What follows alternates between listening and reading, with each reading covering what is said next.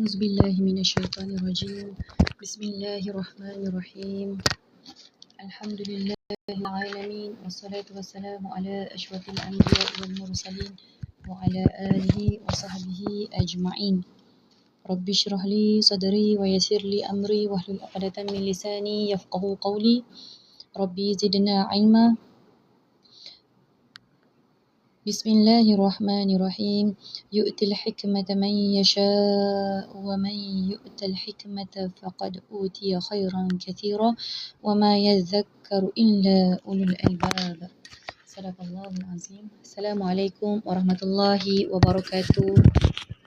Rakan-rakan, ibu-ibu, tuan-tuan yang dihormati sekalian, apa khabar? Apa khabar, sihat ke? Jemput komen dengar suara saya. Okay, boleh bantu komen yang dah masuk dalam live. Bantu komen, jelas tak suara saya? Nanti saya komen sekejap yang dah masuk. Selamat datang semua ke Rumah Dakwah Digital Center. InsyaAllah hari ini kita nak teruskan sesi sharing kita. Kita nak sambung topik yang sebelum ni kita dah pun go through. So, bantu saya yang dah masuk. Apa khabar semua, dengar jelas ke suara saya? Selamat datang semua. Sekejap lagi kita akan mulakan. Kita tunggu dalam, sekarang kita baru ada 2 peserta. Peserta ya. Nanti kita tunggu dalam 5 orang. InsyaAllah kita akan mulakan. So, bantu saya dulu tap screen dan juga tekan butang share. Boleh? InsyaAllah. Bantu saya tap screen dulu dan tekan butang share. Kita tunggu kawan kita yang lain untuk masuk. Barulah kita mulakan story kita pada hari ini. InsyaAllah. Jelas ke suara saya? Boleh dengar? Boleh dengar ke suara saya? Cuba komen. Kalau jelas, komen jelas. Jelas. Kalau jelas, komen jelas.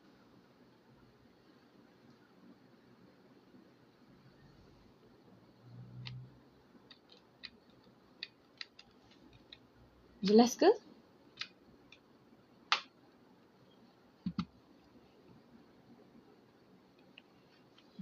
Jelas ke suara saya? Boleh? Boleh komen? Siapa yang dah masuk?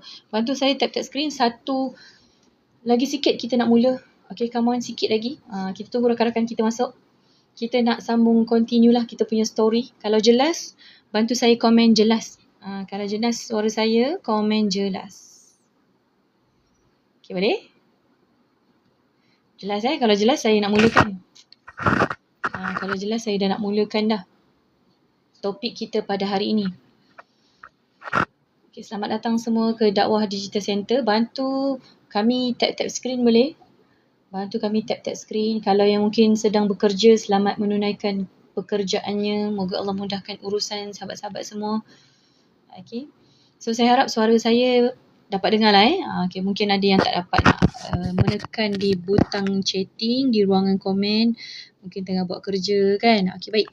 Terima kasih semua yang sudi hadir. InsyaAllah kita teruskan. Kapasiti pun telah melepasi. Kan. Okay. Selamat datang semua ke Dakwah Digital Center. InsyaAllah sambil saya nak sharing story Mori ni, sudi sekiranya untuk bantu saya tap screen dan juga tekan butang share. Boleh? InsyaAllah. Okay, baik. Jom. Kita continue. Sambung lagi story kita. Hari ni kita nak sambung story-story. Story kita bukanlah tentang story orang lain. Kita tidak menceritakan tentang orang lain, tetapi kita nak story tentang hati kita. Okay, cuba komen hati. Kita nak story tentang hati kita. Dekat sini siapa ada hati boleh stay. Gitu Takkan nak cakap tak ada hati boleh pergi ke tempat lain kan. Nampak sangat tu kan. Tak ada hati lah tu. Okay, gurau. Okay, so hari ni kita nak story tentang hati kita dan bukan tentang hati orang lain, bukan tentang cerita orang lain. Kita nak tengok dalam diri kita sendiri. Sebab dalam diri kita ada satu ketul daging. Kan? Kalau satu ketul daging itu baik, maka baiklah keseluruhan jasadnya. Kalau buruklah dan juga busuklah seketul daging itu, maka buruklah seluruh jasadnya. Nabi kata apa? Ketahuilah seketul daging itu adalah hati. Hati kita. So jom kita tengok hati kita. Kita tak payah nak tengok hati orang lain. Kita tengok, cukuplah kita tengok hati kita ni. Hati aku ni, hati yang sihat ke? Hati yang tengah sakit? Kan? Mungkin selama ni kita tak melihat hati kita. Kan? Selama ni kita rasa macam aku okey je. Aku ada kerja, aku ada suami, aku ada anak, aku ada rumah, aku ada bisnes, baik punya bisnes. Kan? Duit memang masyuk tak payah cakap. Jadi dia kata tak ada, aku tak ada masalah hati. Kan? Rupa-rupanya dalam keadaan dia kata tak ada orang nampak dia gagah di luar, rupa-rupanya hati dia tengah sakit, berpenyakit. Kan? Jadi kalau sakit ni kadang-kadang memang kita tak perasan pun, kita tak sedar. Rupa-rupanya hati kita sedang dah nak meninggal. Dah nak masuk ke dalam fasa qalbun mayyit, hati yang mati. Kenapa dah nak masuk hati yang mati? Kalau buat dosa tak ada rasa salah. Kan? Kalau buat salah, kalau rasa macam mengumpat tu biasa je. Kan? Dia dah anggap itu bukan dosa. Itu memang normal kerja hakiki, kerja harian dia. Iaitu mengumpat, hasad dengki. Dia ingat aku tak buat dosa besar. Dia ingat dosa besar tu minum arak, berjudi. Dia ingat 2 tu je. Rupa-rupanya dosa-dosa yang mengumpul, yang dia kumpulkan, yang menyebabkan ada titik hitam dekat dalam hati dia adalah mengumpat, hasad dengki, ujub, riak, takbur. Kan? Amal tapi tak ada ilmu. Semua tu mengumpul jadi satu titik-titik dosa dalam hati dia. Rupa-rupanya hati dia ni, kan, kalau kita boleh bayangkan hati masing-masing dan bayangkan dah ada dah titik-titik hitam tu. Geli tak? Geli tak agak-agak kalau tengok titik-titik hitam tu? Barangkali dah tak ada dah yang putih. Barangkali hitam dah semuanya. Dan hati tu bila hitam, dah sakit. Tandanya adalah, itulah dah nak mayit, dah nak meninggal, mati dah. Dia ada 2 pilihan. Okay? Hati yang dah meninggal ni, dia rasa dosa, buat dosa pun rasa tak ada apa-apa. Dan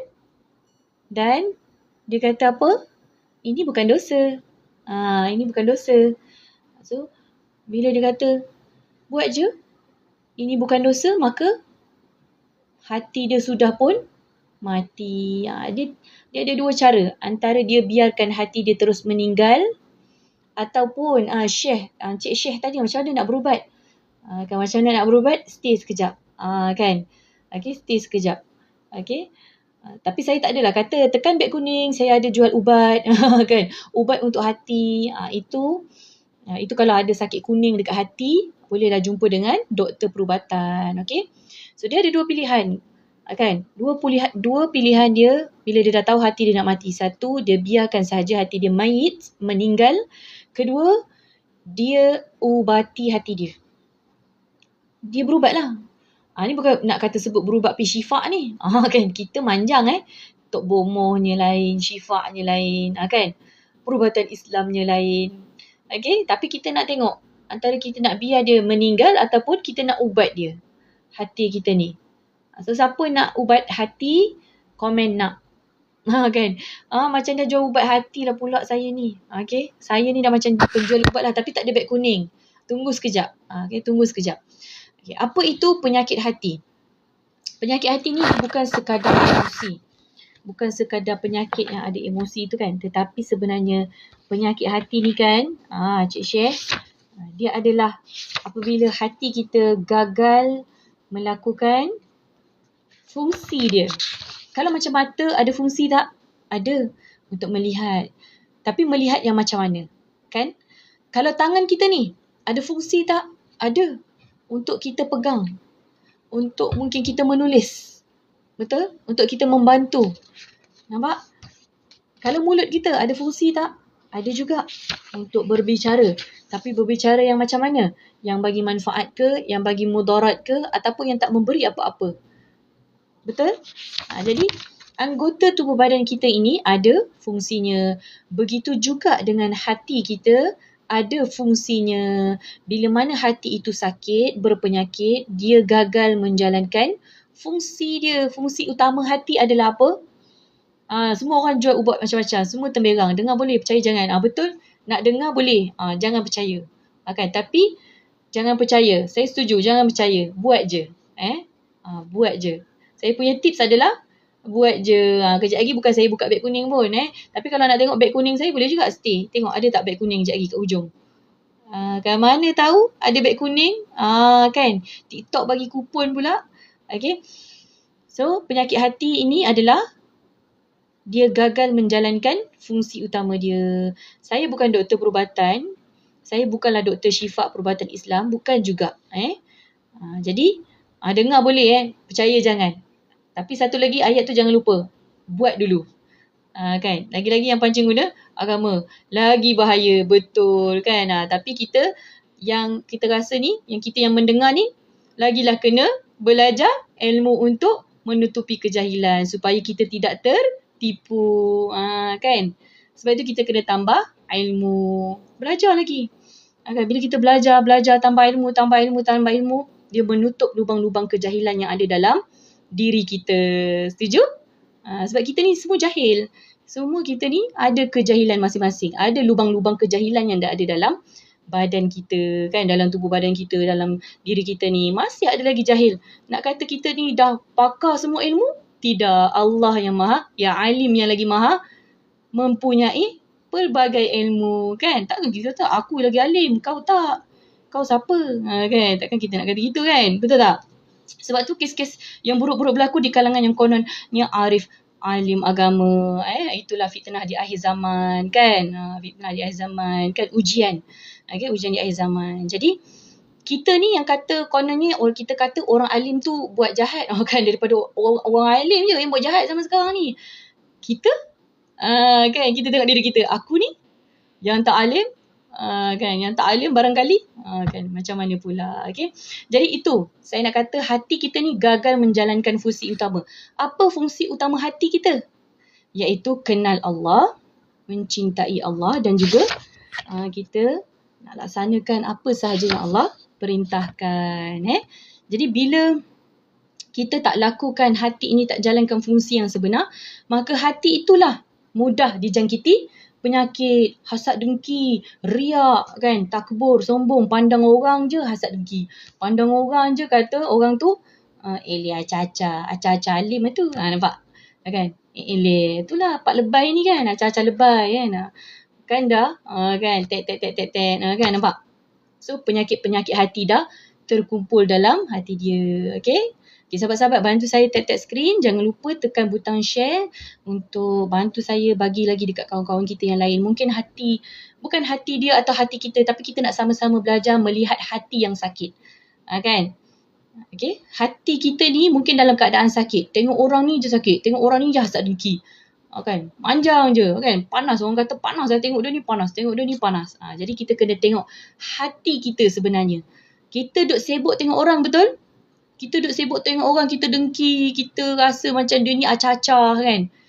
Rupa-rupanya kita terlupa untuk melihat ke dalam diri kita yang ada seketul daging. Rupa-rupanya daging itu dah pun rosak, buruk, rosak. Yang tengah ada penyakit kan. Sakit rupanya. Patutlah aku tengok dia ni rasa panas. Aku tengok dia ni, pak lebay ni kan. Acah-acah halim je kan. Nampak? Kan? Betul tak? Okay? Jadi, kita mulakan dengan apakah penyakit seterusnya. Saya rasa saya dah go through 14, 15, 16. 14 malam sampai 14, 15. Okey, semalam kita dah sampai ke poin yang ke-14. Bentuk-bentuk penyakit hati. Stay dekat sini. Siapa nak tahu apakah bentuk-bentuk penyakit hati, barangkali kita terbuat. Tapi kita rasa macam, taklah ni tak dosa. Ni okey je. Ini normal kan. Alah, apa salahnya kata kat Pak Lebay tu, Pak Ustaz tu kan. Acah-acah alim je, acah-acah janggut panjang kan. Acah-acah tudung labur kan. Kita duk ingat, tak, tu tak dosa. Okey je. Memang betul pun kenyataan pun kan. Okay. Apakah penyakit seterusnya, iaitu yang ke-15. Saya sambung penyakit yang ke-15. Stay dulu siapa nak tahu bentuk-bentuk penyakit hati. Siapa rasa kat sini selama ni dia dah lama tak tengok kepada hati dia. Dia dah lama tak check keadaan hati dia. Hati aku ni sihat ke tengah sakit? Kan? Okay. Kalau dia sakit, kita boleh nampak dengan tindakan jasad dia. Sebab itu Nabi kata apa? Kalau hati seketul daging itu sakit, maka jasadnya adalah, kalau seketul daging itu buruk, maka buruklah jasadnya. Mulutnya buruk. Nak kata jasad tu apa? Mulut, anggota badan kita. Tangannya buruk, mulut berkata-kata yang tidak baik. Tangan ni rajin menaik benda yang memaki hamun, mencela-cela, mengumpat-ngumpat. Kan? Tangan yang laju. Sebab apa? Semua kita dah boleh akses secara hujung jari. Betul tak? Hujung jari dah kita boleh type dah. Suka hati aku lah aku nak cakap apa dekat Pak Lebay ni kan. Nampak? Hujung jari semuanya. Lagi, mulut berbicara yang tidak baik. Mata melihat benda yang tidak baik. Telinga mendengar yang tidak baik. Kaki melangkah pergi ke tempat yang maksiat. Nampak? Dia punya jasad dia dah menjalankan fungsi yang tak betul. Sebab apa? Hati dia dah buruk. Hati dia buruk. So selama ni mungkin kita terlepas pandang lah. Kalau kita tengok apa sahaja isu-isu yang berlaku sekarang di depan mata kita di media sosial, dengan isu baru-baru ni, betul tak? Dengan orang kata apa, kematian yang sangat mengerikan. Perkara-perkara yang berlaku ini adalah asbab daripada kejahilan manusia itu. Siapa dekat sini dia mengaku, saya tak jahil lah, komen. Bukan saya tu. Kan? Saya tak jahil. Kan? Setiap manusia ada kejahilan dia. Kan? Disebabkan kejahilan, tidak ada ilmu, maka hatinya dah rosak, boleh melakukan perkara yang melampaui batas sebagai seorang manusia. Okay? Jadi saya sambung poin yang ke-15 kita, iaitu suka menangguhkan amalan. Apakah bentuk penyakit hati yang ke-15? Suka tangguh amalan. Kan, kita rasa penyakit ni nampak macam biasa. Kan, orang bahasa Inggeris ataupun orang Jawa kata postpone lah. Postpone. Procrastination. Bahasa Inggeris apa? Cuba teka apa lagi satu bahasa tu. Procrastination, betul tak? Itu ke maksud bertangguh? Procrastination. Lama. Kita pakai bahasa Perancis lah. Procrastination, bertangguh. Ini adalah amalan yang barangkali ada dalam diri kita. Dan kita pun biasa melakukannya. Okay. Amalan apa? Tulis kat situ. Tangguh. Suka tangguh. Kita rasa nampak macam biasa, betul? Tapi bahaya juga sebenarnya penyakit macam ni. Suka menangguh amalan. Kita tengok ayat Allah. Allah kata apa dalam surah Al-Munafiqun. Allah dah perintahkan umat Islam untuk segera melaksanakan kewajipan terhadap Allah. Okay. Dalam surah Al-Munafiqun, tulis dekat ruangan komen, surah Al-Munafiqun ayat 10. Okay. Al-Munafiqun ayat 10. Saya bacakan terjemahan dia. Dan belanjakanlah, iaitu dermakanlah sebahagian dari rezeki yang kami berikan kepada kamu sebelum seseorang dari kamu sampai ajal maut kepadanya. Kalau tidak, maka ia pada saat itu akan merayu dengan katanya, wahai Tuhanku, alangkah baiknya kalau engkau lambatkan kedatangan ajal matiku ke satu masa yang sedikit saja lagi, supaya aku dapat bersedekah dan dapat pula aku menjadi daripada orang-orang yang soleh. Puan Ia Gayah kata apa? Tangguh kan? Suka tangguh. Topik kita, penyakit kita yang seterusnya adalah, penyakit hati yang seterusnya adalah bentuk-bentuk penyakit hati seterusnya adalah suka tangguh. Jangan tangguh. Okay, jangan bertangguh. Suka menangguh amalan tu Allah dah kata dah dekat dalam surah Al-Munafiqun ayat yang ke-10, ayat 10 tadi apa? Allah kata apa? Belanjakan rezeki yang kami berikan kepadamu. Siapa berikan? Kami, Allah, dari Allah. Rezeki itu dari Allah. Belanjakan sebelum datang apa? Sebelum datang kematian. Jadi, ketahuilah bila dah mati, apa benda yang orang nak sangat nanti hidupkan kembali adalah aku nak bersedekah. Itu yang dia nak. Nampak tak? Surah Al-Munafiqun ayat 10 Allah kata apa? Belanjakan, derma, sedekah apa yang kami berikan kepada kamu sebelum sampai ajal maut, sebelum kematian sampai. Beri sedekah. Okay. Jangan kamu tangguh amalan itu. Cuba kita tengok hari ni, aku dah sedekah ke belum? Hari ni aku dah memberi ke belum? Kita refleks diri kita. Kita jangan duk sibuk tengok orang. Kita jangan duk sibuk tengok kawan kita. Kawan aku ni dah bersedekah ke belum hari ni? Sibuk dia tengok orang sebelah kan? Okay? So kita tengok diri kita. Kita tengok diri kita hari ni, aku dah memberi rezeki yang Allah beri pinjam kepada aku ni, aku dah beri ke belum hari ni? Okay? So ayat yang jelas ini, ayat surah Al-Munafiqun ayat 10 ni bagi tahu apa? Peluang beramal itu sangat peluang kita nak beramal tu sangat terhad. Jadi jangan tangguh amal. Kita selalu kata apa? Ni ayat common kita guna. Nantilah beri makanan pada binatang juga dikira bersedekah. Betul? Betul? Saya setuju. Betul? Kita bagi makan dekat haiwan pun sedekah. Kan? Lagi, kita memudahkan urusan orang pun bersedekah. Kita meninggalkan kata-kata yang baik juga adalah sedekah. Kita jangan pandang sekadar, alah, saya dalam bank saya ada RM2.90 je. Macam mana saya nak bagi? Sebab kejap lagi saya dah nak beli nasi lemak. Cukup-cukup je nasi lemak ni. Kan? Kita jangan pandang daripada sudut duit. Banyak. Kalau nak kata konsep sedekah, nanti tak jadi pula nak bincang ni kan. Sedekah je dah panjang lah ni kan. Topik sedekah. Jadi boleh search apakah sedekah selain daripada duit. Apa yang saya boleh buat. Kita pergi cari. Tengok. Antaranya tadi rakan kita ada betul. Beri makan pada haiwan. Bagi makan. Tak ada duit lah nanti nak beli makanan Whiskas mahal. Whiskas ke? Tak ingat lah. Sebab dah tak ada kucing. Tak ada kucing. Tak ingat saya. Nak beli makanan kucing tak cukup duit. Macam mana ni? Bagilah, ulurlah apa yang kita ada kan. Betul? Kita tengah makan nasi lemak ayam. Ulurlah ayam sikit kalau ada lah haiwan. Lagi selain daripada itu apa dia? Cuba tulis dekat komen. Apakah bentuk-bentuk sedekah selain daripada duit? Tadi sahabat kita dah tulis. Tabung lalu kita senyum je pun sedekah. Gitu dia Takkan nak senyum kat tabung kan. Senyum kat orang tu sedekah. Tapi kalau senyum kat tabung, Allahualam tak tahulah apa dia punya hukum tu senyum kat tabung. Okey, letak dekat ruangan komen di bawah apa lagi yang boleh kita sedekah selain daripada duit. Cepat kita bantu sahabat-sahabat kita yang lain. Mungkin tak ada idea. Mungkin dia ingat selama ni kena ada duit juga baru boleh dikira sedekah. Aku sekarang ni tengah tak ada duit. Okey, so sekarang aku nak buat apa?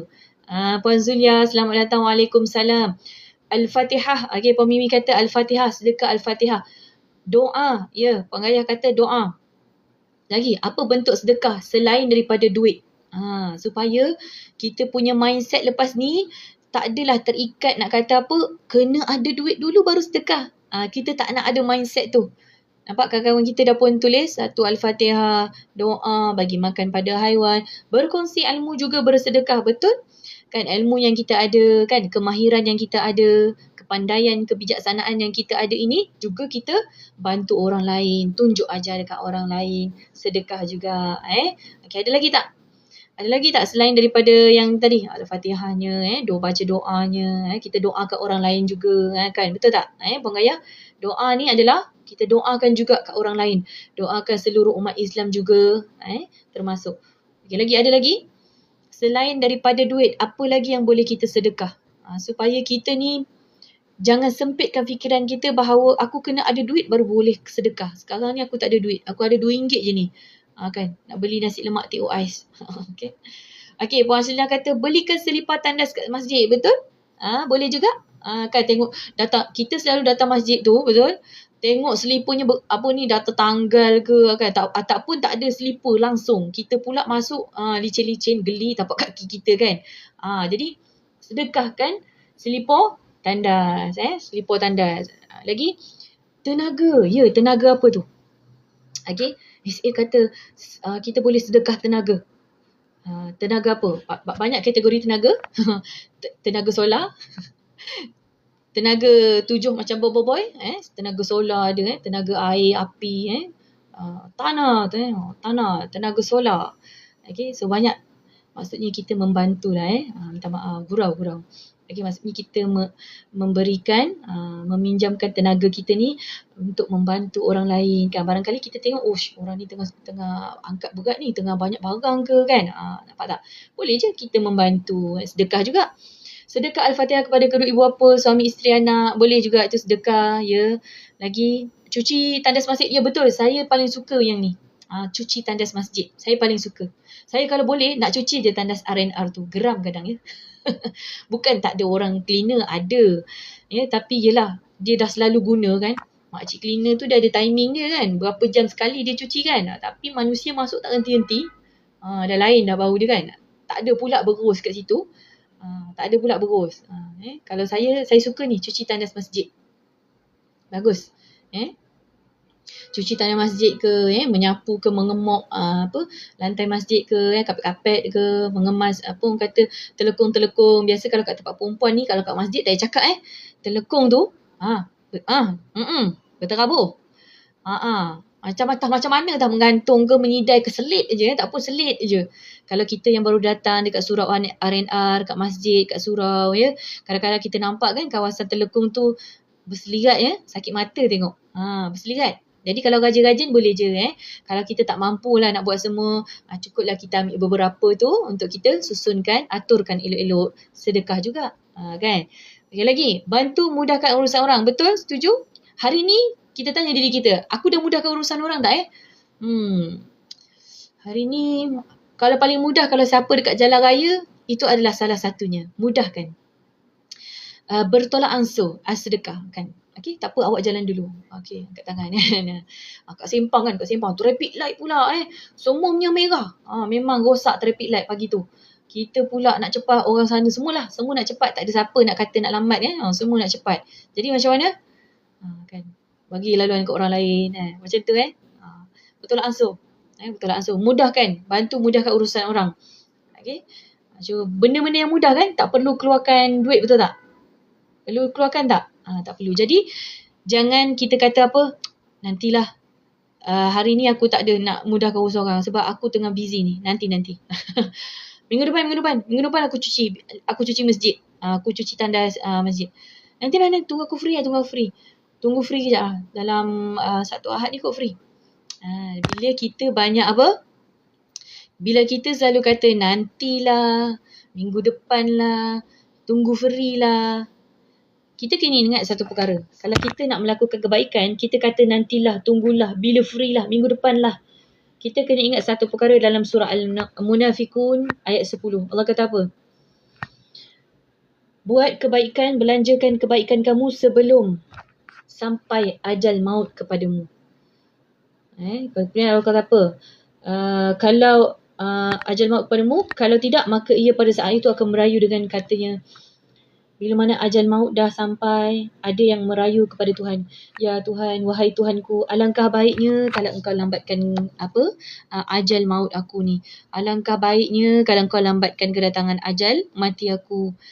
Ataupun lewatkan sikit je lagi, boleh tak? Sikit je lagi supaya aku dapat bersedekah dan dapat pula aku jadi daripada orang-orang yang soleh. So kita hari ni kita dah dapat lihat surah Al-Munafikun ayat 10 ni. Kita rasa apa? Itu adalah skrip-skrip penyesalan. Skrip-skrip penyesalan orang yang suka bertangguh buat amal. Amal-amal ni dia suka tangguh. Minggu depan lah, nantilah, bila free lah, tengoklah. Hari ni, tengoklah hari ni rasa macam tak nak buat lagi. Aku tengah sibuk. Kan? Aku tengah sibuk, tak ada masa nak buat baik-baik. Kan? Hari ni tak ada, belum ada lagi. Tunggu minggu depan. Minggu depan aku free sikit baru aku buat. Ketahuilah orang yang bertangguh inilah skrip dia. Bila mana ajal datang, dia minta kepada Tuhan, ya Tuhanku, kan? Alangkah baiknya kalau engkau lambatkan kedatangan ajalku sikit lagi, satu masa sikit lagi, boleh tak? Supaya aku dapat sedekah dan dapat buat amal soleh. Dan aku pula jadi daripada orang-orang yang soleh. Tu yang diminta kepada Allah. Tapi boleh tak? Ditunaikan tak? Allah tunaikan tak? Allah makbulkan tak?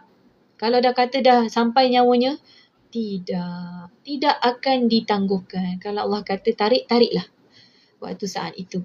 Sebab itu kalau kita nak buat baik, jangan Tangguh sebab apa? Kematian tak menunggu. Kematian tidak akan menunggu sesaat. Kenapa? Kenapa ni? Kenapa tak nak mati lagi ni? Minta satu saat boleh tak ya Allah? Boleh. Adakah macam tu? Boleh, silakan. Nak apa? Bersedekah. Oh, baiknya. Boleh. Sedekah dulu. Tak adanya tak ada. Surah Al-Munafiqun ayat 10 kata apa? Ada orang dah minta dah. Boleh tak ya Allah panjangkan sikit kan? Supaya aku dapat bersedekah dan aku dapat jadi sebahagian daripada orang-orang yang soleh. Waalaikumsalam Muhammad Al-Fatih.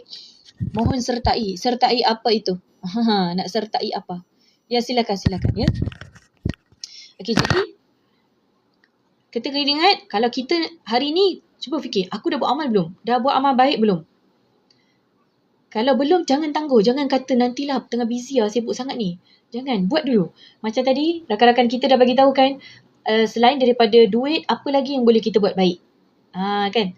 Lah, sahabat kita dah bagi tahu tadi, contoh-contoh dah banyak dah. Boleh scroll ke atas nanti. Itu adalah yang ke-15. Kita masuk bentuk-bentuk penyakit hati yang ke-16. Yang ke-16 apa?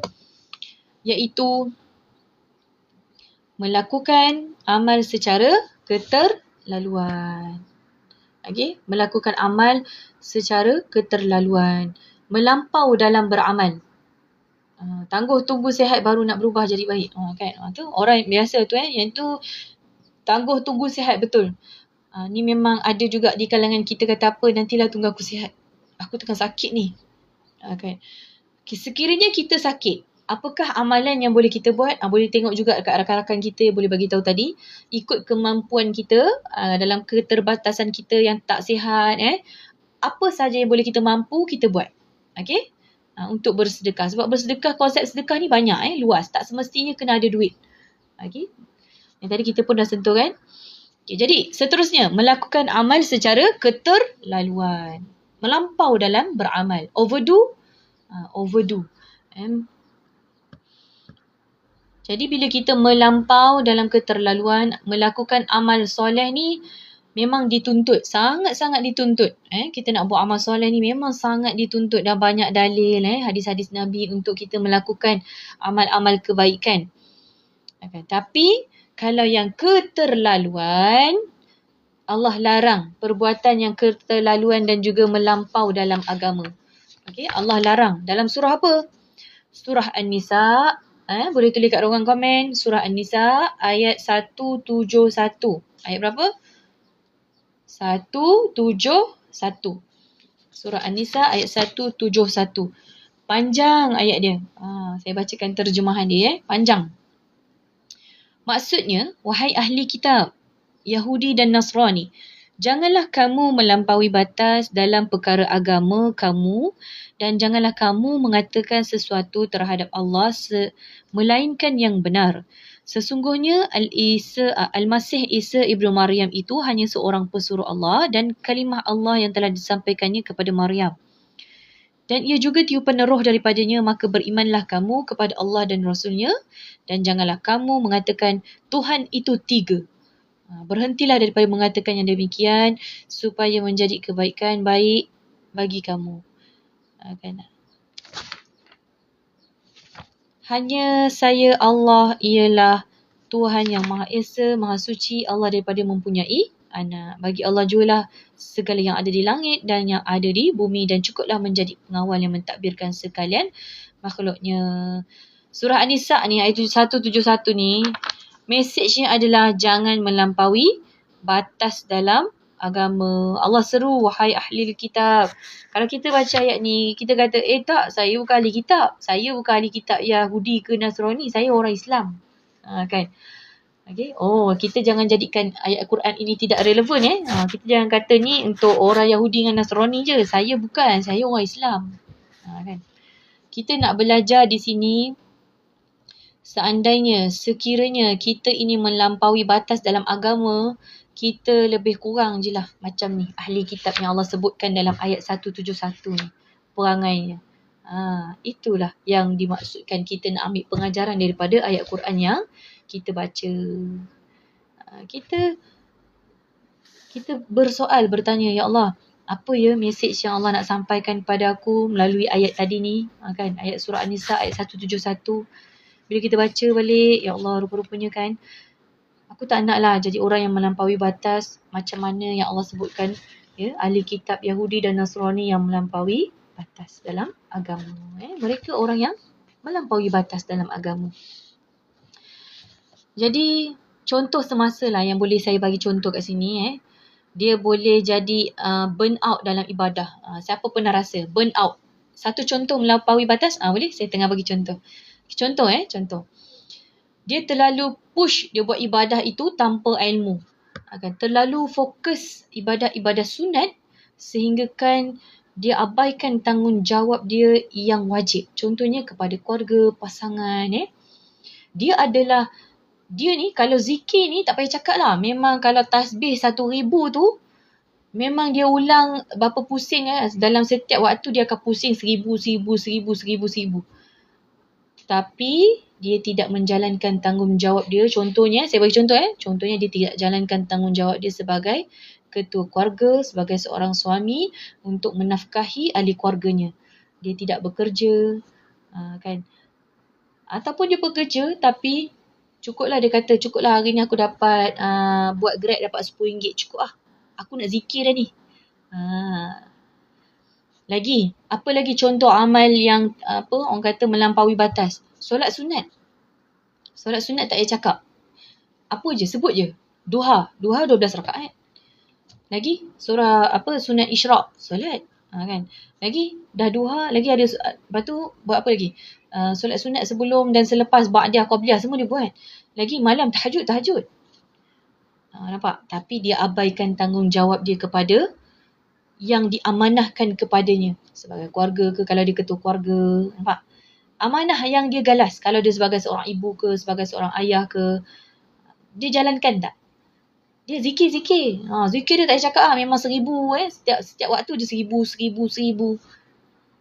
Tapi dengan keluarga, melampaui batas. Maki, orang cakap apa? Minta maaf cakap.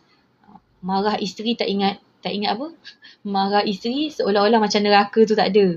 Ataupun marah pasangan, seolah-olah rasa macam neraka tu tak ada dah. Marah anak, melampaui batas. Perkara-perkara yang melampaui batas yang tidak bertanggungjawab kepada amanah yang digalas. Jadi jangan sampai kita rasa penatnya buat baik ni, nampak tak? Ataupun kita rasa macam letih dalam beragama. Sebab apa? Kita melampaui batas dalam agama. Kita melakukan amal tidak mengikut keutamaan. Kita nak beramal, kita kena ada ilmu. Barulah kita boleh beramal dengan ilmu itu. Okay? So, hati-hatilah. Sekarang ni memang banyak lah kan. Okay, nanti jumpa orang ni. Aku cakap betul ni. Ni kes baru. Cerita baru. Saya cerita kes betul. Saya bukan orang kata apa, mereka-reka. Ni cerita betul. Pentingkan ibadah daripada amanah. Betul? Itu pentingkan ibadah daripada amanah yang dipertanggungjawabkan. Tapi ini namanya melampaui. Dia melampaui amalan. Dia keterlaluan. Melakukan amalan yang keterlaluan sehingga meninggalkan tanggungjawab yang utama. Okay, ni cerita betul lah. Contoh, kita kan zaman sekarang ni ialah ada masalah dalam keluarga. Okay, contoh anak saya ni ada cabaran dalam rumah tangganya. Nak minta berpisah dengan suami. Kemudian dia pun bercerita dengan kawan dia. Macam mana ni, anak aku ni dia nak pisah. Dia dah lari, dia dah duduk dekat hotel kan. Tinggalkan suami dia macam ni. So macam mana sekarang ni? Dia minta nasihat siapa? Nasihat 25%. Nasihat manusia yang 25% tu. Ni cerita betul saya bukan reka-reka. Dia minta nasihat manusia yang 25%. Dia cakap apa? Kawan dia yang 25% ni, saya bagi contoh lah. Dia manusia, dia pun bagi respon. Kau ni kan, kau sebagai seorang mak, kau kena doa dulu. Okay, itu betul itu betul. Okay, mak kena doa. Okay, kemudian nak kena buat apa? Okay, macam ni lah. Kau bagi nama anak kau bagi nama. Okay, nanti ada ustaz ni aku kenal. Dia boleh baca, dia memang baca Yasin 7 hari 7 malam. Nanti air tu kau minum 40 hari, jangan tinggal. Allahu alam ya. Ni tentang amalan-amalan yang kita tidak tahu. Orang kata apa, adakah ia amalan daripada Nabi? Itu je. Kita ni kalau nak beramal, ingat sebab saya pun tak adalah nak kata saya nak tinggalkan amal kepada tuan-puan tolong amalkan baca Yasin 7 kali 7 hari 7 malam. InsyaAllah rezeki melimpah ruah, anak suami sepasangan semua sihat, bahagia, sakinah mawaddah warahmah. Tak saya tak kata begitu kan. Kan saya pun takut saya takut bila kita ni banyak bercakap. Saya tidak akan meninggalkan amalan-amalan yang sebegini. Satu saja untuk saya kongsikan, kita sebagai orang yang mungkin kita tak sempat lah untuk kita mengetahui ilmu sesuatu. Kita jangan grab ilmu itu secara instan. Faham Jangan menerima tanpa kita menyelidiki. Betul ke ni daripada Nabi tak? 2 saja sumber yang Nabi sebutkan untuk kita umat akhir zaman, untuk kita selamat dunia dan juga akhirat. Apakah 2 itu sumber itu? Pegang ni betul-betul. Al-Quran dan juga sunnah Nabi. Kalau kita tengok ni lain macam kita rasa macam baik betul tak? Baca Yasin 7 hari 7 malam ataupun baca Yasin 7 kali pusing 7 hari 7 malam, kita nampak baik betul? Sebab itu apa? Ayat Al-Quran. Ayat Al-Quran kita rasa baik kan? Tetapi adakah ini amalan daripada Nabi? Itu saja. Okey, cukuplah sampai situ So pegang kepada 2, Al-Quran dan juga sunnah. Kalau kita nak buat sesuatu perkara, amalan yang ada, amalan-amalan yang kita rasa macam okey, yang ni amalan ni daripada Nabi tak? Macam tu. Ini Nabi buat tak? Okey, kita periksa macam tu. Kita mungkin terbatas daripada sudut ilmu. Kita jangan terima juga bulat-bulat. Kan? Kita kena tengok. Yelah sekarang ni banyak minta maaf kata banyak orang kata apa dan cakap apa ustaz orang-orang dianggap macam alim pak lebay ke pak syekh tok syekh lagi tok guru ke kan minta maaf mungkin ada perkara yang perlu kita selidiki juga sebagai kita orang awam okey jadi itu ilmu dia tanggungjawab ilmu sebenarnya itu okey lagi kita teruskan baca Yasin 7 Mubin kita tengok adakah daripada saranan daripada hadis Nabi, adakah Nabi buat tu saja. Okay, saya tak nak ulah perkara ni, kita nak teruskan pada poin kita seterusnya. Saya nak pesan tu je lah kepada tuan-puan, ibu ayah, dalam kita beramal dengan agama ini, kita kena ada ilmu. Sebab itu dekat dalam surah Al-Kahfi, ada satu fitnah yang disebut di dalam 4 tema dalam surah Al-Kahfi, ada 4 tema kan. Antaranya adalah fitnah daripada sudut ilmu, iaitu kisah siapa? Kisah Nabi Musa dan juga Khidir. Boleh tadabbur suratul Kahfi, tema yang duduknya dalam kelompok cerita Nabi Musa dan juga Nabi Khidir. Itu adalah ilmu. So macam mana boleh belajar dekat situ boleh Okey. Seterusnya yang ke-16 16 kita pergi yang ke-17. Tapi sebelum saya pergi ke-17 kita tengok hadis Nabi. Nabi kata apa tentang orang yang suka melakukan amalan secara keterlaluan. Nabi kata apa? Binasalah orang-orang yang melampau, bagi dia menyebut sebanyak 3 kali. Halakal mutanatti'un kan? Halakal mutanatti'un. Binasalah orang yang melampau, binasalah orang yang melampau, binasalah orang yang melampau. Siapa yang melampau dalam agama, yang mereka-reka apa yang Nabi tak buat, Nabi kata apa? Binasalah. Na'udzubillah. So mudah-mudahan kita tidak tergolong dalam orang yang Nabi sebut binasalah. Jadi jaga-jaga dalam beramal dalam beramal. Kalau kita tengok macam kalau orang ada bagi tips-tips amalan aku cakap ni kau amalkan kau minum air ni 40 hari 40 malam, jangan tinggal. Okey, relax, bertenang dulu saudara, tuan-tuan puan-puan, bertenang. Pergi cek dulu, selidik dulu, tanya dulu ustaz yang alim, para alim ulama, tanya dulu, adakah perkara ini sekian-sekian, boleh ke saya buat, boleh ke saya amalkan. Okey, cuba bertanya, jangan ikut membuta tuli. Kita kena beramal dengan ilmu. Saya ulang sekali lagi, kita kena beramal dengan ilmu.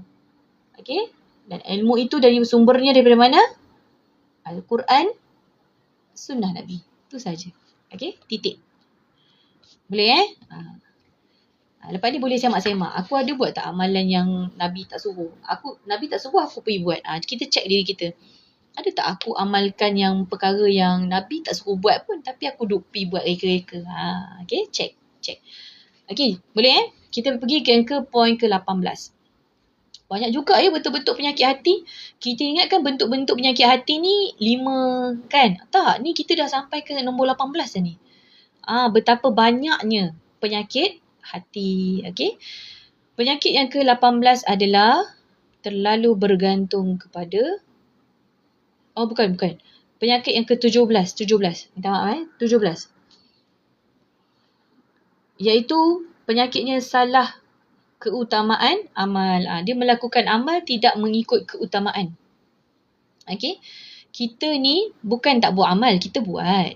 Tapi tak ikut keutamaan. Auliyat. Yang utama. Kita tak ikut utama.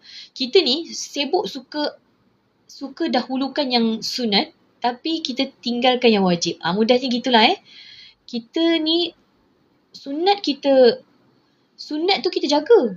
Tapi yang wajib tu kita tak jaga. Ini adalah salah. Amalan yang tidak mengikut keutamaan. Inilah bentuk penyakit hati yang ke-17. Kita check kat diri kita masing-masing kan. Aku ni sunat duha sampai 12 rakaat kan. Tapi solat Zuhur pukul 3.45 sebab yelah easy lah tengah masak nak tidur sekejap. Nampak? Dia tidak mengikut keutamaan. Yang wajib dia ringan-ringankan. Contoh realiti sekarang macam mana? Rajin qiyamul lail. Alhamdulillah. Buat amal. Qiyamul lail. Kan? Qiyam. Pukul 3 pagi dah bangun. 4 pagi dah bangun. 5 pagi dah bangun. 5 pagi dah bangun. Qiyam. Tapi kerja tak? Mana? Contoh. Kaut duit rakyat. Contoh. Kaut duit masyarakat. Contoh. Wajib ganti solat fardu 5 waktu yang tertinggal. Betul? Wajib ganti. Itu adalah hutang kita kepada Allah. Sebab itu kena belajar kan. Kalau saya dulu jahil saya selalu tertinggal je kan. Sebab saya busy cari duit sampai ke overseas. Macam mana solat saya selalu tertinggal. Ganti. Tu je jawapan dia. Ganti. Kalau hutang kita dengan manusia, kena bayar tak? Kalau kita pinjam RM50 kat mak kita kena bayar tak? Kita pinjam RM50 kat kawan kita kena bayar tak? Siapa kat sini kata, alah tak payah bayar. Keras benar dah hati tu. Keras ketong buat dek Kalau hutang dia buat dek. Kalau orang hutang kita lah agak-agak. Kalau orang hutang kita RM500, kita minta ke tak minta? Wajib bayar. Hutang wajib bayar. Hutang dengan manusia sama juga. Hutang dengan Allah sama juga. Okay, ganti semula. Sebab itu kita kena ada ilmu untuk kita beramal. Jangan kata, alah tu waktu aku jahil nak buat macam mana. Kan? Waktu aku muda-muda. Allah kan maha pengampun. Gitu Nak harapkan pengampunan Allah, nak harapkan syurga Allah nak masuk syurga Allah tapi tak nak buat. Okay? So macam tu lah rajin qiyamul lail tapi kerja tak amanah kan. Buat kerja NGO, membantu orang susah, bantu orang miskin, nak bawa korban pergi luar negara, nak tolong orang Somalia pergi Somalia lah. Apa lagi negara kat luar yang kita nak buat korban? Dekat India lah, kat Afrika orang korban. Sekali rupa-rupanya dia masuk kocik duit-duit orang yang bagi untuk korban tu. So kita tak nak. Tu dakwah, kita rasa macam dakwah kan. Tapi rupanya kita duk pick out duit orang. So Allahu Akbar. Subhanallah. Kita tak naklah jadi macam tu kan. Lagi, aktif dakwah. Contoh aktif berdakwah. Pergi berdakwah dekat duk ceruk. Bagi bercerita pasal Islam. Bagi ni berceramah macam ni kan. Tapi abaikan keluarga. Okay. So dia tidak ikut keutamaan. Macam mana tu? So kita tengok apa yang hadis Nabi katakan. Hadis Nabi kata apa? Sesungguhnya innallaha katabal ihsana ala kulli syai'. Sesungguhnya Allah mewajibkan ihsan atas segala sesuatu. Sebab itulah kita ni Mengabaikan kerja, tugas tu bererti kita mengkhianati amanat yang diberikan. Memakan harta dengan cara yang salah. Okay. Boleh Boleh dapat tak point dia? Jadi kita ni kena Allah mewajibkan ihsan dalam setiap perkara. Kalau kita dah berkeluarga, kita dah ada tanggungjawab, kita buat yang tu dulu, yang penting itu dulu. Kemudian barulah kita pergi kepada masyarakat, negara dan dunia. Macam tu. Ni tak. Kita sibuk tengok yang dunia tu. Dunia kat luar perlukan saya lagi. Okay. Negara perlukan saya. Kan. So, dakwah tu baik tak? Baik. Tak kata dakwah tu jahat. Dakwah tu baik. Tetapi at the same time kita pun janganlah abaikan keluarga kita. Janganlah abaikan tanggungjawab dan amanah kita. Pergi berdakwah. Nafkah tak ditinggalkan. Nampak? Kan dah abaikan. Dakwah baik tak? Baik. Keluar 40 hari. Contoh. Keluar 100 hari, 1000 hari. Tapi untuk keluarga tidak dijaga. Nafkahnya. Tanggungjawabnya tidak diabaikan. Diabaikan bahagian tanggungjawab keluarga. Okay, so kita ni, saya pun muhasabah diri saya lah. Kita ni tanya balik pada diri kita. Aku ni lebih jaga perkara yang wajib ke yang sunat? Kan? Aku ni jaga yang mana Aku ni terlalu jaga perkara yang sunat ni. Kan? Okay, seterusnya yang ke-19. Betul ke? 17? Sorry. Yang ke-18. Yang ke-18, bentuk penyakit hati seterusnya adalah terlalu bergantung kepada amalan. Terlalu bergantung kepada amalan. Inilah penyakit yang paling halus. Okay, paling halus. Rasa selamat dengan amal sendiri. Seseorang ini memang dituntut supaya beramal dengan segala tuntutan Islam. Contohnya apa? Solat, puasa, haji, zakat, berjihad, mengajar. Okay. Tapi tidak boleh terlalu bergantung kepada amalan yang kita lakukan tadi untuk mendapat pahala daripada Allah, kerana pahala itu adalah anugerah daripada Allah. Pahala itu adalah anugerah. Dan bukan berdasarkan kepada amalan yang dilakukan semata-mata.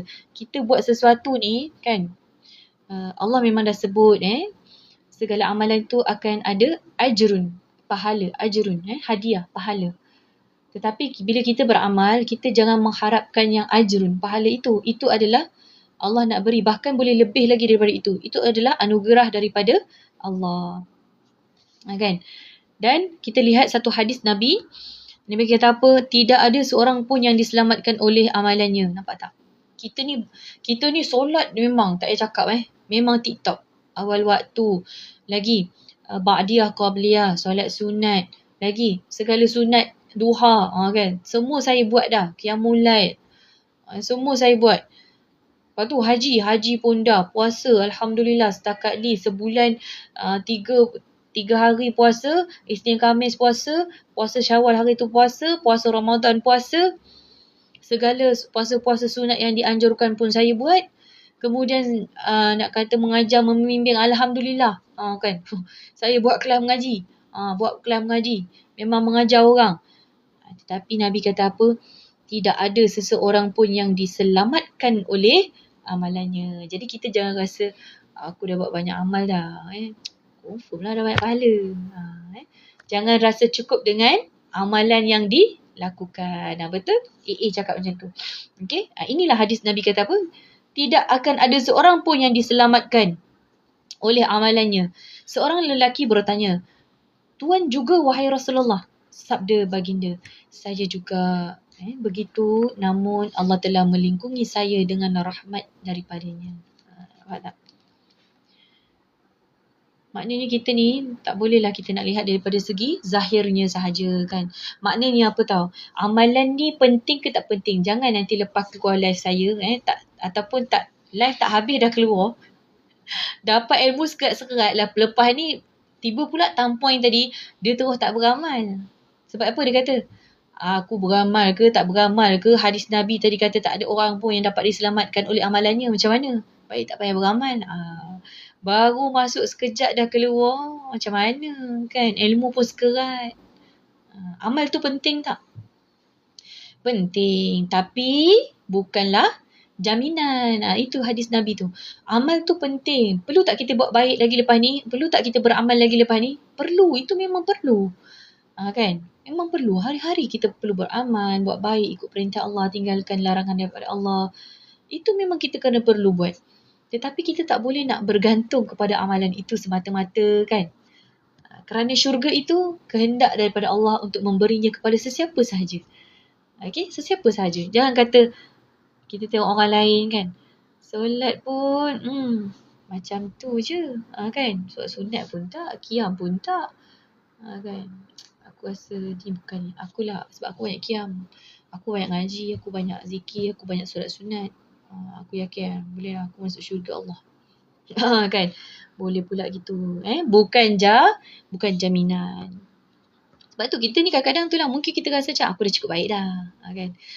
Cukup dah hari ni banyak dah amalan aku buat. Aku dah buat banyak dah. Cukup dah tu. Kan. Hari ni aku dah buat banyak dah. Pagi tadi aku qiyam pukul 3-4 pagi aku dah bangun. Kan. Ngaji Quran aku dah 1 juzuk, 2 juzuk dah aku habiskan. Cukup lah tu. Itu adalah permulaan kepada penyakit hati. Jaga-jaga. Jangan kita rasa macam cukup dah aku dah banyak buat amal dah. Bagilah orang lain pula. Pernah tak kita kata gitu? Man, kau tolong ni Man jadi, kau tolong ni imamkan ni boleh Man? Dah bagi orang lain pula lah. Bagi orang lain pula lah. Pernah tak?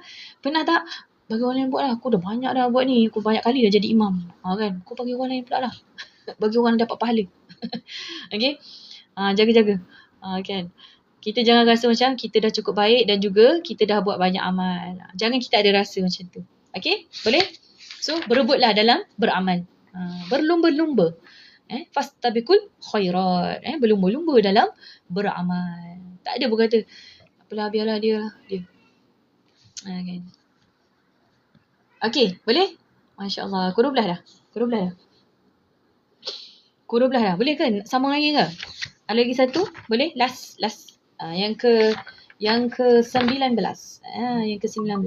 Banyak juga ni. 19, 20. Ada lagi sikit lah. Kita ada 20 rupanya. Bolehlah saya habiskanlah hari ni. Esok kita masuk topik lain. InsyaAllah. Okey, rakan-rakan yang baru masuk. Yang wanita khususnya. Saya nak ajak sahabat-sahabat semua. Pergi nanti dekat profil kami. Ada satu link. So boleh buka link tersebut ya. Kami ada khusus buat Healing with Quran. Ada satu seminar untuk wanita. Healing with Quran. Bermula jam 5 sehingga 5.30 pagi. Pada hujung minggu sahaja, Sabtu dan Ahad, sebanyak 8 siri. Kami dah pun jalankan 2 siri. Tapi macam mana ni saya dah jalan dah. Macam mana? Kan? Boleh lagi masuk, join, boleh lagi daftar. Boleh tonton rakaman. Lagi 2 siri yang dah pun lepas. Sebab minggu lepas lah, Sabtu Ahad baru ni. Semalam dan kemarin. Kami baru je jalankan 2 siri tersebut. Jadi untuk puan-puan, ibu-ibu yang ada dalam ni, untuk healing with Quran, kita nak sama-sama refleksi hati kita. Kita nak ubati hati kita dengan panduan asasnya daripada Al-Quran. Saya jemput masuk. Kita akan bimbing step by step. Daripada mungkin ada, kita banyak kan senarai cabaran-cabaran hati kita tu. Jadi kita nak, kat mana ayat Quran ni? Kat mana saya nak jadikan kekuatan, saya nak refleksi daripada ayat Quran ini supaya ia menjadi penawar, pengubat kepada hati saya dengan cabaran, isu, yang ujian yang sedang saya hadapi. Jadi saya nak jemput, nanti pergi dekat link profil kami, buka dekat situ boleh insyaAllah. Okey, baik, kita teruskan yang ke-19. Apakah bentuk-bentuk penyakit hati? Iaitu tergesa-gesa nak dapatkan hasil. Tergesa-gesa nak dapatkan hasil. Okey. Tergesa-gesa nak mendapatkan hasil daripada amal ibadah dan ketaatan yang dilakukannya. Ini adalah salah satu penyakit hati. Ada yang menunaikan solat hajat dan dia nak solat hajat dia tu dimakbulkan. Macam tu aku solat hajat dah ni. Kan dah solat hajat dah ni. Naklah, harapnya dapatlah 8A 9A ni. Tengok anak-anak muda yang ada dalam ni. Okay. Aku nak solat hajat ni sebab nak dapat ni lah. nak dapatkan projek bisnes ni, harapnya dapat lah. Nampak? Dia mengharapkan, dia kata hajat ni kalau boleh memang dapat lah, makbul lah oleh Allah. Okay? Dia mahu solat hajatnya terus dimakbulkan oleh Allah. Seolah-olah apa? Seolah-olah bila dia dah melakukan perkara macam ni, dia seolah-olah memaksa supaya Allah makbulkan doa dia. Halus kan? Inilah kita ni, janganlah kita tergesa-gesa dalam nak mendapatkan hasil. Itu adalah satu penyakit. Kita nak solat. Kau kenapa? Jom kita solat solat hajat beramai-ramai supaya dapat 8A, 9A. Ataupun jomlah solat hajat, solat nak dapat ni, mudah-mudahan dapat bisnes ni, dapatlah 10K ni dapat. Terus nak, ataupun jomlah solat ni, tenang, mudah-mudahan tenang. Jadi dia macam dia tergesa-gesa. Kalau boleh macam lepas solat tu aku nak tenang. Kalau boleh lepas solat ni aku nak, solat hajat ni memang aku nak terus dapat apa yang aku nak. Seolah-olah dia macam memaksa. Dia nak paksa Allah tu makbulkan doa dia. Kalau dia kata nak aku doa ni supaya nak terus dimakbulkan oleh Allah. Bila tak jadi, apa berlaku? Bila tak jadi. Contoh apa yang kita inginkan dalam ibadah tadi tu, contoh kan, kita doa, kita rasa macam nak dimakbulkan. Kita solat supaya kita ni nak ditenangkan, tetapi kita tak dapat. Apa yang kita lakukan? Apa jadi pada diri kita? Kecewa. Inilah dia salah faham terhadap kehendak Allah. Padahal ibadah itu adalah proses. Dia bukanlah kita boleh dapat instant result. Itu kan kehendak daripada Allah. So jangan kita nak memaksa Allah. Kenapa Allah tak bagi Aku dah solat hajat dah tadi. Kan? Kenapa Allah tak bagi Aku dah doa dah. Banyak kali dah aku doa. Dah 10 tahun aku doa. Tak dapat pun. Nampak? Dia seolah-olah memaksa Tuhan untuk mengikut kehendak dia. Siapa kita kan nak Tuhan mengikut kehendak kita.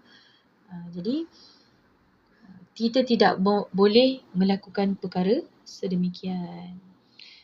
Itu Tuhan bukannya nak kata pasangan kita nak paksa-paksa macam tu kan. Itu adalah Tuhan yang menciptakan kita dan dia lebih layak tahu apa yang bagus, baik untuk kita. Macam tu. Okay, so kita tengok surah Muhammad ayat yang ke-7 hingga 8. Apa yang berlaku? Okay, apa yang berlaku? Maksud dia, surah Muhammad ayat 7 sehingga 8, saya bacakan terjemahannya.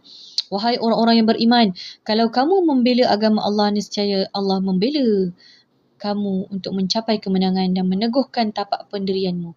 Dan sebaliknya, orang-orang kafir, maka celakalah bagi mereka dan Allah mensia-siakan amalan mereka. Okay. Jadi kita kena bersabar dalam beramal. Bukanlah kita kata aku solat duha ni sebab aku nak Allah bagi aku rezeki. Sebab aku tengah tak kering ni, hujung bulan ni, awal bulan ni dah kering. Aku nak Allah bagi aku rezeki. Jadi kita pun solat duha. Lepas tu tak ada pun projek masuk. Kan. Lepas tu kecewa dalam ibadah. Lepas tu esok lusa tak buat dah solat duha. Sebab apa? Dia punya cara fikir dia dah salah. Dia kata macam aku nak solat duha ni sebab aku nak dapat duit lah. Aku nak dapat projek lah. Aku nak dapat rezeki mencurah-curah. Kan? Dah salah konsep. Siapa selayaknya yang beli? Allah yang layak memberi rezeki kepada kita kan. Perlu ke kita memaksa Allah? Tak perlulah kan. Allah Maha mengetahui yang waktu baiknya itu bila untuk kita mendapat. Okey, yang terakhir, terpedaya dengan amalan. Terpedaya dengan amalan. Okay, terpedaya ni maksudnya dia rasa takjub. Bermaksud rasa takjub beramal terhadap seseorang yang beramal terhadap dirinya sehingga ke tahap menghina atau memandang rendah amalan orang lain. Dia macam membandingkan amalan dia dengan amalan orang lain. Jadi kita tak naklah jadi orang yang membandingkan amalan dengan orang lain. Kita tak nak compare amalan aku ni macam ni, amalan dia macam tu. Kan kita tak nak compare. So bahaya. Okay? Bila kita kagum dengan diri kita sendiri. Okay? Kita kagum sehingga kan kita boleh merendah-rendahkan ataupun menunjuk-nunjuk kepada orang lain dengan amalan yang kita lakukan. Islam mencela sikap seseorang yang mudah terpedaya dengan amalan yang dilakukannya. Kita tengok firman Allah dalam surah Fatir ayat yang ke-5. Okay. Surah Fatir yang terakhir. A'udzubillahi minasyaitanirrajim. Bismillahirrahmanirrahim. Ya ayyuhan nasu inna wa'dallahi haqq. فلا تغرنكم الحياة الدنيا ولا يغرنكم بالله الغرور. Wahai umat manusia, sesungguhnya janji Allah membalas amal kamu adalah benar, maka janganlah kamu diperdayakan oleh kemewahan dunia di dunia ini. Janganlah kamu diperdayakan oleh kemewahan hidup di dunia. Dan janganlah syaitan yang menjadi sebesar-besar penipu itu berpeluang menyebabkan kamu terpedaya dengan kemurahan Allah, lalu kamu lalai dan menderhaka. Surah Fatir ayat ke-5. Jangan tertipu dengan kehidupan dunia. Jangan kagum dengan diri sendiri. Berlaku tak? Berlaku kerana kita hidup pada zaman apa ni? Zaman era, bukan zaman era muzik hit terbaik. Bukan tu. Bukan hak tu Kita hidup pada zaman era media sosial, era teknologi, era digital. Apakah contoh-contoh yang mungkin kita terbuat tapi kita terlepas pandang ni? Kita mungkin dah terbuat ni. Contohnya apa? Kita tunjuk amal dekat TikTok. Kan? Kita tunjuk ni kamera kita. Okay, ni duit. Saya nak bagi duit ni pada siapa yang boleh sambung ayat Quran. Kan? Contoh. Saya nak bagi duit ni dekat makcik ni kalau makcik ni boleh boleh baca apa yang saya cakap ni, makcik ni boleh sambung ayat ni. Kan? Okay? Dan macam-macam lagi. Lagi nak membandingkan amal lah kan. Dekat dalam media sosial ni kalau kita scroll berlambak kan, berlambak sangat-sangat. Okay? Membandingkan amal lagi. Rasa lebih baik daripada orang lain. Kalau dalam psikologi dia panggil self-enhancement bias. Bahasa Inggeris ni macam itulah. Self-enhancement bias. Jangan tertipu dengan diri kita sendiri. So jaga-jagalah kalau kita nak upload sesuatu. Kita rasa macam kita nak bersyukur je anak kita dapat 9A kan. Tapi niat dalam hati ni kadang-kadang itulah syaitan ni dia melakukan cocokan jarum yang sangat halus yang kita tak sedar. Rupa-rupanya aku up dekat media sosial aku ni sebenarnya aku nak tengok berapa ramai orang cakap tahniah, pandainya anak kau, bagusnya anak kau, solehahnya, pandainya anak kau ni. Nampak kita ni yang mana? Kalau niat kita yang itu berhentilah jangan post. Jangan post. Takut sebab itulah katanya syaitan iblis ni dia ada jarum yang sangat halus. Bila kita dah upload tu, berubah terus Kita tengok, berapa orang like Kejap lagi 1 jam lagi, berapa orang like ni? Baru 10 lah. Okay, tengok 1 jam lagi, pukul 12 dia tengok lagi. Ada berapa orang share, ada berapa orang komen. Nampak? Dia nak yang tu rupanya. Dia nak yang tu. Okay, Allahu Akbar. Subhanallah. So, banyak tak masalah penyakit hati? Banyak kan? Dah 20 dah. 20 penyakit hati. Diam tak diam, habis dah 20. 20 kita kupas bentuk-bentuk penyakit hati. Nampak sesuatu tak? Nampak tak? Jadi masalah kita sekarang ni bukan kita tak buat amal, betul? Alhamdulillah kita buat solat, buat baik, buat tu kan. Tetapi ada jarum-jarum halus yang masuk ke dalam hati kita yang cuba mengait kan. Yang membuatkan kita apa? Kita beramal, rupa-rupanya dalam masa yang sama hati kita sakit. Kita sunyi, kita kosong, kita rasa kecewa, kita rasa depressed, kita rasa stres, kita rasa macam tak disayangi. Kita rasa seolah-olah tidak dipandang oleh manusia lain. Kita rasa macam aku dah buat baik dah tapi kenapa orang buat jahat kat aku? Okay? Kita rasa macam dah banyak dah buat amal tapi kenapa orang tak pandang aku? Kenapa orang kata aku jahat? Aku dah buat baik tapi orang balas jahat. Daripada kita melakukan perkara tersebut kan. Jadi akhirnya begitulah, jadilah penyakit-penyakit hati yang ada dalam dada kita.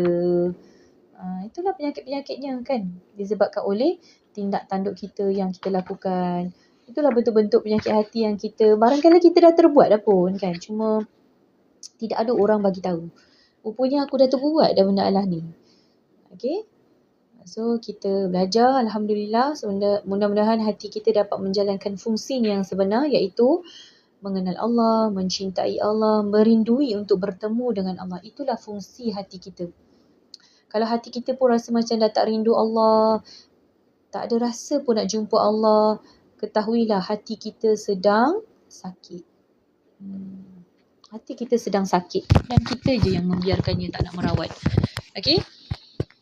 Jadi macam mana kita nak mengubati hati yang sakit? Kita perlu teruskan segala amalan-amalan daripada yang Allah pesan, amal-amal ibadah yang Nabi dah pun tunjukkan. Kita teruskan buat. Bukannya nak kata, oh macam ni tak boleh lah. Oh esok berhenti dah beramal terus. Berhenti terus dia beramal. Tidaklah begitu sahabat-sahabat. Janganlah kita tangguh amal. Janganlah kita berhenti daripada beramal yang baik. Janganlah kita, cuma kita ni kena berjaga-jaga. Mungkin jangan melampau dalam beramal. Kita nak beramal kena ada ilmu. Itu je lah. Kita punya tugasan kita sekarang ni yang boleh kita buat. Aku beramal sekarang ni, aku kena tahu ilmunya. Sahih tak? Sahih tak perkara ni? Okay? Boleh? Tidaklah kata jangan buat langsung. Cuba tengok balik, check balik. Yang ini daripada mana ni? Begitu kan. Yang ni sahih tak? Daripada Al-Quran tak? Daripada hadis Nabi tak? Okay. So, kita hanya semak kepada perkara tersebut. Dan yang lain teruskan. Mengajinya, beristighfarnya, berzikirnya, teruskan. Okay, teruskan. Cuma jangan meninggalkan tanggungjawab yang sebenar. Itu je kan? Tadi kita dah go through dah. Alhamdulillah. Baik, boleh? Boleh semua? InsyaAllah. Mudah-mudahan Allah, selagi mana kita sedar, kita berkongsi ni kan, kita hidup, selagi mana kita hidup diberi peluang oleh Allah ni, mudah-mudahan Allah masih lagi beri kita peluang untuk beramal yang baik dan Allah menerima amalan kita. Itu yang kita nak, betul tak? Kita hidup ni kan, tak kisahlah amal kita sikit ke banyak kan, apa yang kita impikan, kita nak Allah terima. Tu je, kita nak Allah terima, Allah redha, Allah rahmati, Allah berkati kita kan, Allah ampunkan kita. Betul tak? Setuju tak? Setuju kan? Apa lagi yang kita harapkan kat dunia ni selain daripada pengampunan Allah dan juga rahmat daripada Allah Subhanahu Wa Taala. InsyaAllah sekadar itu sahaja pada hari ini. Minta maaf, mungkin ada yang terkasar bahasa, mungkin ada yang perkataan yang tidak sepatutnya, ilmu yang tersalah. Saya mohon maaf. Mudah-mudahan Allah memudahkan urusan sahabat-sahabat semua untuk teruskan tugasan selepas ini. Kita berjumpa esok jam 11 hingga 12 tengah hari insya-Allah. Allahu a'lam. Astaghfirullahalazim wa atubu ilaih. Rabbana taqabbal minna innaka antas samiul alim. Jangan lupa pergi dekat profil kami, ada link untuk wanita sahaja, boleh klik untuk sertai insya-Allah. Assalamualaikum warahmatullahi wabarakatuh dan bye-bye.